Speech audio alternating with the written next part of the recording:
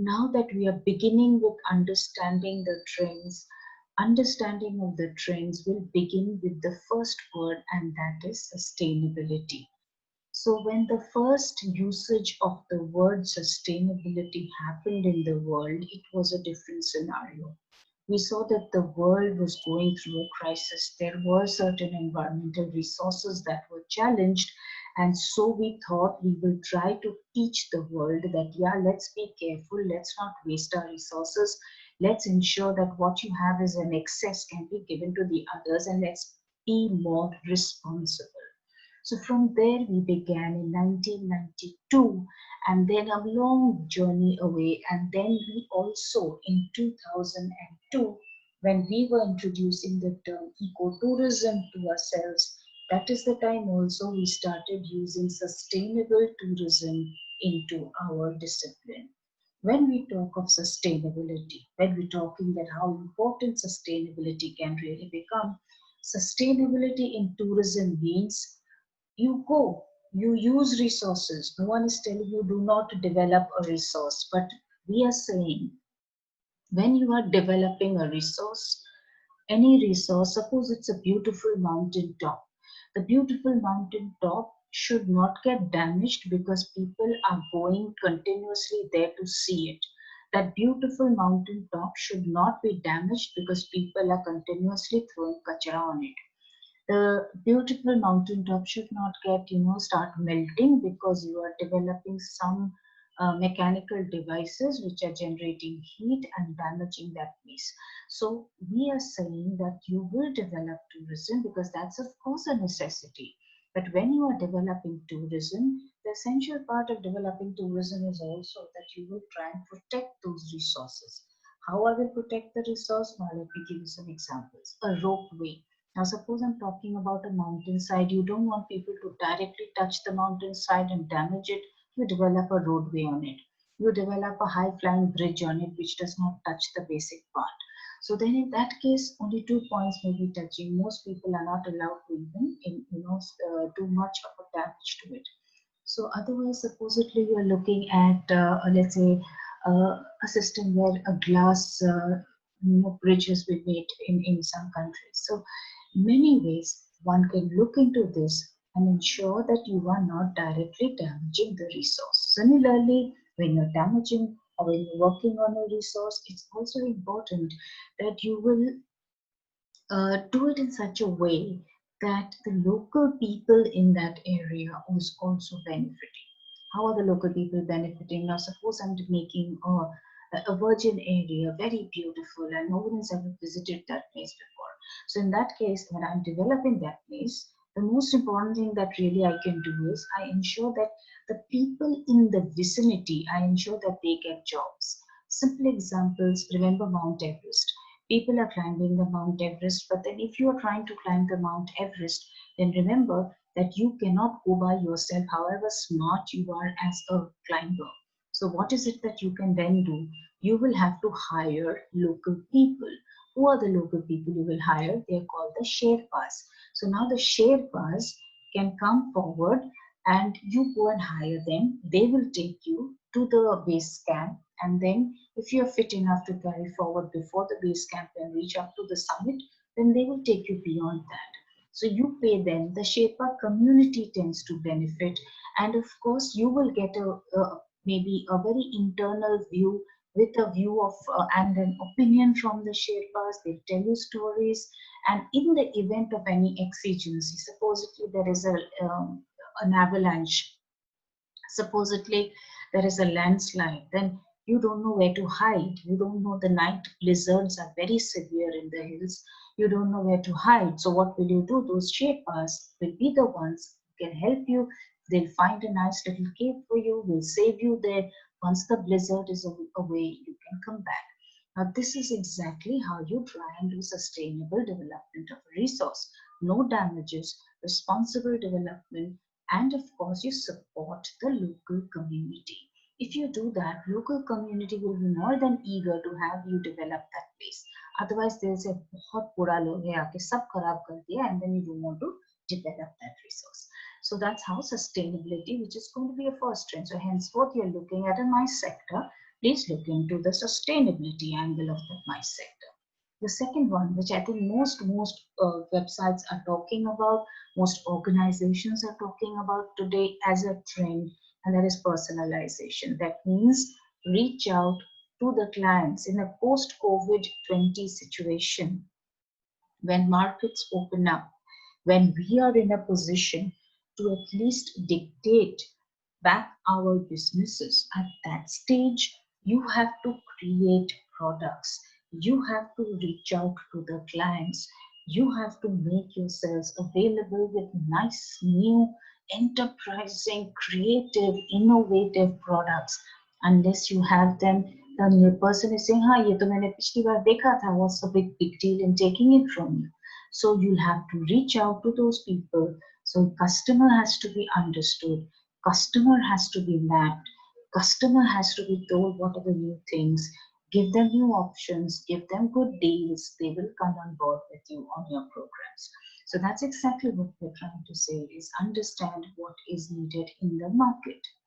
Third thing, very important, is today we are looking at technology. In the past, I remember when we would be traveling in the past, there were no way in which you could communicate with people who were right into those wilderness. Today you can. So if there is maybe you are talking about the hills which are totally not reachable because of many um, connectivity issues and things like that. Even in those areas today, satellite phones are there, some of the other arrangements are there. You're given some ways in which you can connect. So there is a way in which you can promote technology, bring in speed of movement. If somebody wants to travel to the other part of the world, no issues. There is such a beautiful connectivity which is available today. We're also looking at these bubbles that are happening. We are going to be looking at hyperloops, which are getting spoken about. So all the new technology that is coming in, whether it is in infrastructure, whether it is in your 3Gs and the 2Gs and the 5Gs as they are called now, and how many other Gs we will look into in the near future, all of that is going to ensure that your job is smarter and nicer. A very good way to promote it, let's say, is supposedly I am trying to send or maybe sell a destination. If I had a virtual picture of that place, if I had a drone picture of that place, I show it to that person and the person gets super excited and said, yes, I will take this particular deal. So again, how you are presenting it is going to be very important in the near future. Third is universal approach that you can take.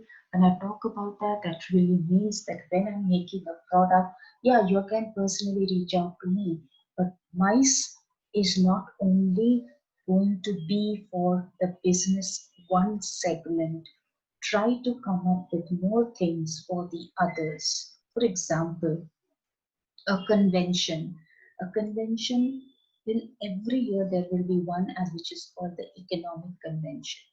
Every year there is going to be one which is an auto convention. Every year there is going to be one which is a trademark.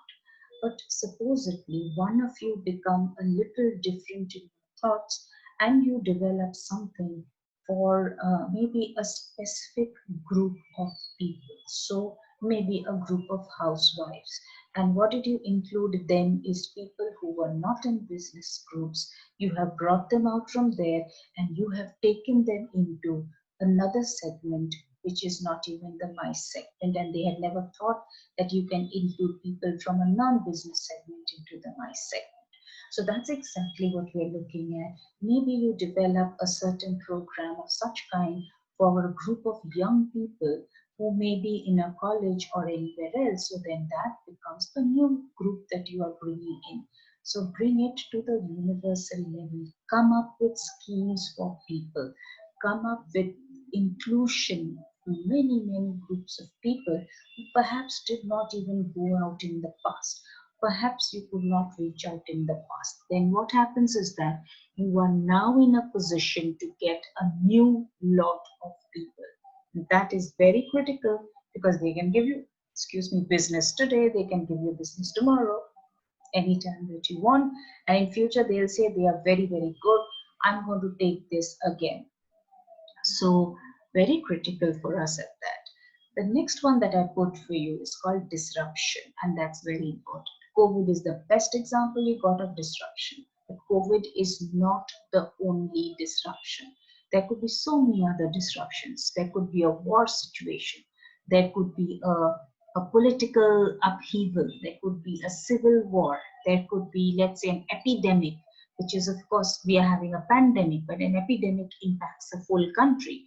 Now, there could be a terrorist activity. There could be an accident which is so big that it is impacting the whole world.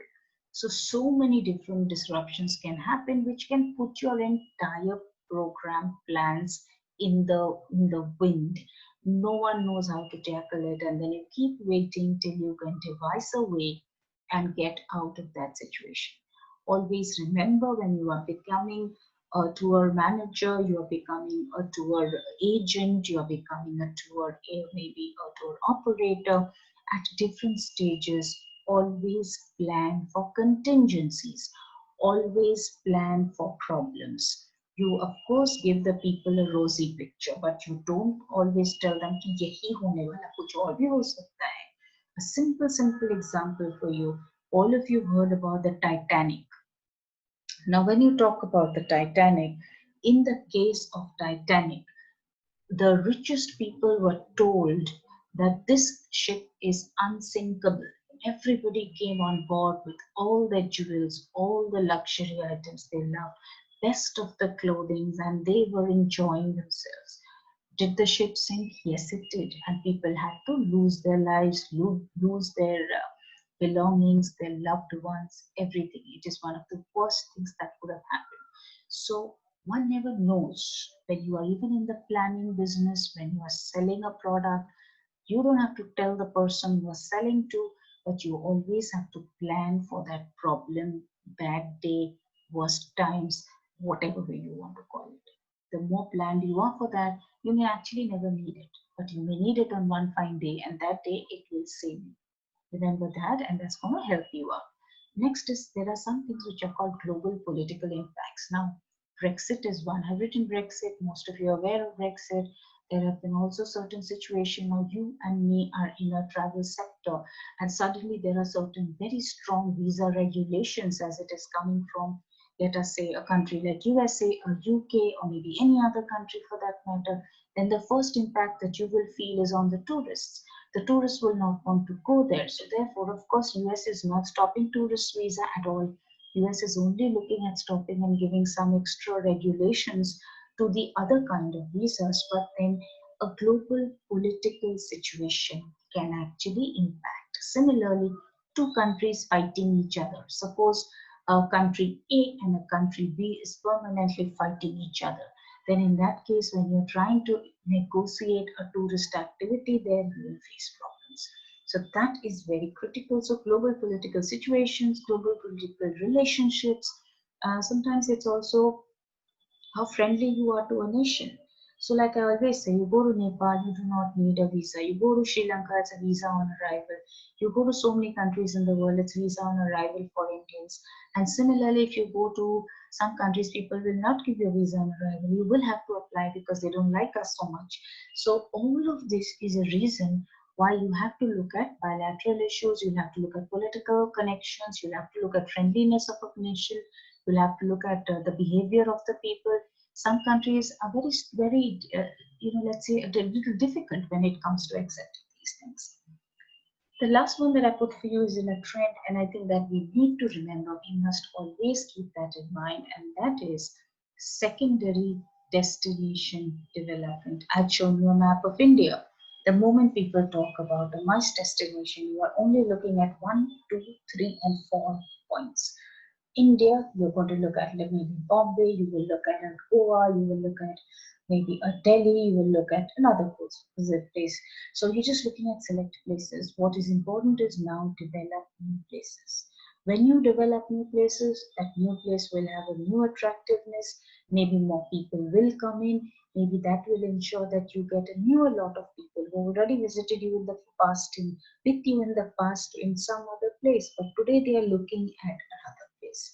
So somebody may have visited Singapore maybe 5 times, does not want to go to Singapore anymore. You look for a new place. So if you're going to give that place a person a new place around Singapore, like Singapore, around the same kind of culture he or she is looking for, the person will take it and you will get a new deal.